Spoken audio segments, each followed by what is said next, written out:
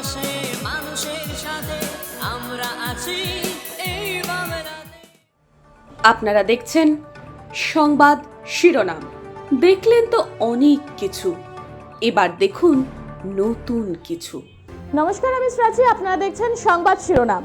দেশ জুড়ে চলছে 2024 লোকসভা নির্বাচন, আর এই লোকসভা নির্বাচনের একদম শেষ পর্যায়ে পৌঁছেছি আমরা।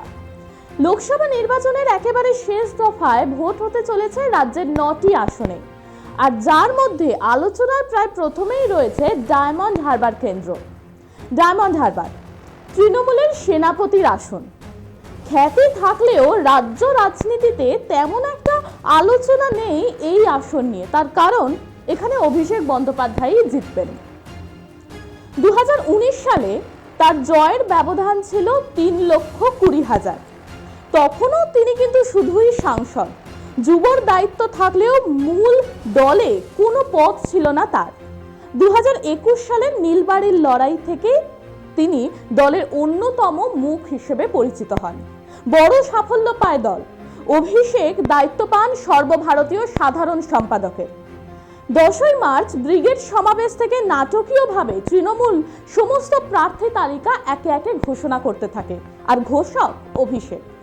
যে প্রার্থী তালিকায় তার পছন্দই কিন্তু গুরুত্ব পেয়েছে, কিন্তু ডায়মন্ড হারবারের কেন্দ্রের প্রার্থীর নাম বলার সময় তিনি কিন্তু থেমে যান।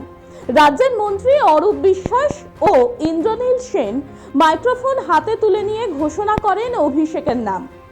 এই কেন্দ্র নিয়ে তাকিয়ে গোটা বাংলা, কারণ এবার এই আসনে তৃণমূল সেনাপতির হ্যাট্রিক করার সুযোগ। আবার এই কেন্দ্রেই বিজেপি মনোনীত প্রার্থী অভিজিৎ দাস। অন্যদিকে সিপিএম এর হয়ে লড়াই করছেন ছাত্রনেতা প্রতীকুর রহমান। প্রসঙ্গত, 2014 সালে অভিষেকের প্রথমবার জয়ের সময় ভোট অনেকটাই কমে গিয়েছিল তৃণমূলের। 13% ভোট কমেছিল। অভিষেক জিতেছিলেন 71,000 ভোটে। সেবারেও বিজেপি ছিল 3 নম্বরে। 2019 সালে বিজেপি যখন 17%-এর বেশি ভোট বাড়িয়ে দ্বিতীয় হয়, তখন তৃণমূলের প্রায় 16% ভোট বাড়ে। ডায়মন্ড হারবার বিধানসভা তো বটেই, সঙ্গে এই লোকসভার অন্তর্গত ফলতা, সাতগাছিয়া, বিষ্ণুপুর, মহেশতলা, বজবজ, মেটিয়াবুরুজেও ভোট বাড়ে তৃণমূলের। বড় ব্যবধানে জেতেন অভিষেক। যেবার ডায়মন্ড হারবারের সাংসদ হিসেবে অভিষেক হয় তৃণমূলের সেনাপতি, সেবার বিজেপি প্রার্থী হয়েছিলেন স্থানীয় নেতা অভিজিৎ দাস, যিনি বিজেপিতে ববি নামেই কিন্তু বেশি পরিচিত। 2019 সালে তার বদলে টিকিট দেয়া হয় দক্ষিণ দিনাজপুরের বিজেপি নেতা নীলাঞ্জন রায়কে।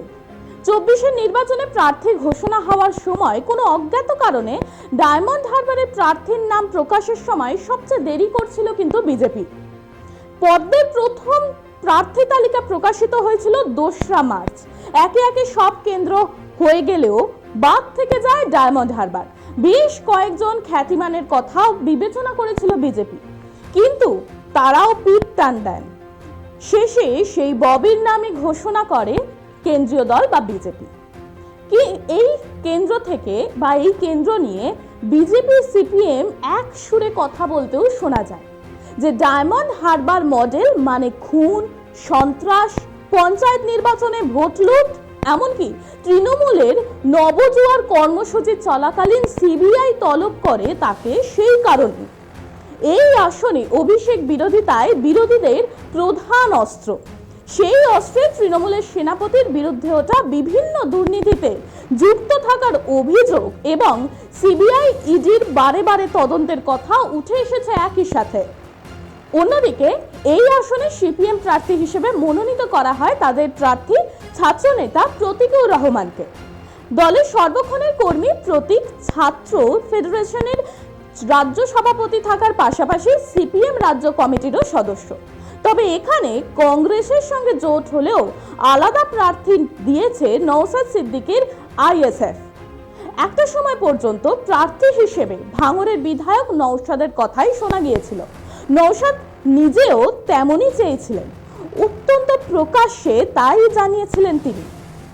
তবে দল তাকে সর্বত্র প্রচারে কাজে লাগানোর যুক্তি দিয়ে ওই আসনে প্রার্থী করেন মজনু লস্করকে। এটাই মজনুর জীবনে প্রথম নির্বাচনী লড়াই। আইনের ছাত্র প্রতীক এবং আইনজীবী মজনুর মধ্যে কে কার ভোট কাটবেন তা নিয়েও জল্পনা শুরু হয়েছে কিন্তু ডায়মন্ড হারবারে। গত নির্বাচনে সিপিএম কংগ্রেসের ভোট মিলিয়ে 8% মতো ছিল। সিপিএম পায় 93,941, কংগ্রেস পায় 19,828, অন্যদিকে বিজেপি পায় 4,70,533টি ভোট এবং অন্যদিক আবার তৃণমূল কংগ্রেস কিন্তু পায় 7,91,127টি। এই 127টি ভোট পেয়ে প্রায় জয়ের আসনেই কিন্তু ছিল তৃণমূল। সংবাদ শিরোনামের সমীক্ষা অনুযায়ী বিরোধীরা নিজেদের ভোটের পরিসংখ্যা ধরে রাখতে না পারলেও অভিষেকের জয়ের ব্যবধান কিন্তু বাড়বে। অভিষেকের জয়ের ব্যবধান গতবারের থেকে এবারে বেড়ে 4 লাখ হবে বলেও দাবি তুলেছেন কিন্তু তিনি। যদিও তৃণমূলের সেনাপতির জয়ের হ্যাট্রিক প্রায় নিশ্চিত, তবুও শেষ পর্যন্ত জয়ের ব্যবধান সত্যি 4 লক্ষ ছাড়াবে কিনা তা একমাত্র কিন্তু বলতে পারে 4 জুন। মানুষের পাশে মানুষের সাথে আমরা আছি এই বাংলাতে। আপনারা দেখছেন সংবাদ শিরোনাম। দেখলেন তো অনেক কিছু, এবার দেখুন নতুন কিছু।